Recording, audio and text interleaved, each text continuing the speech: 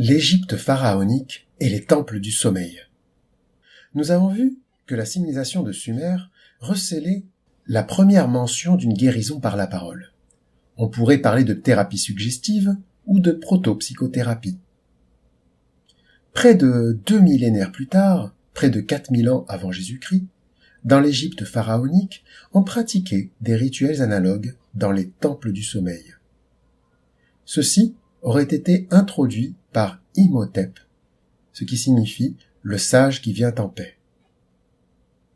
Imhotep est considéré comme le premier médecin, du moins le premier médecin connu, et il assuma cette charge au service du pharaon Zoser, 2650-2590 avant Jésus-Christ. Mais il fut aussi son architecte. On le soupçonne d'ailleurs d'être l'inventeur de la pyramide à degrés, et il était le prêtre personnel du pharaon. Imhotep fut divinisé après sa mort et considéré comme la divinité de la médecine. Les temples qui lui étaient dédiés se nommaient temples du sommeil ou des rêves, car les malades y étaient mis dans un état second proche du sommeil. Là, ils pouvaient rêver ou recevoir une vision. Les Égyptiens pensaient entrer en contact avec leur divinité à travers leurs rêves.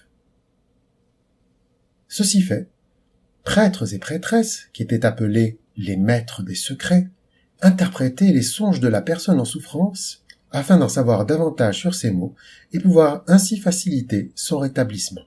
Ils favorisaient le retour vers la santé de la personne souffrante en lui permettant de faire surgir ce qui était inconscient, considéré alors comme volonté du divin, et de le rendre accessible à la conscience. En alignant mission divine ou destin et conscience, la personne pouvait atteindre la guérison. Mis à part la croyance surnaturelle, la démarche semble similaire à l'hypnose moderne.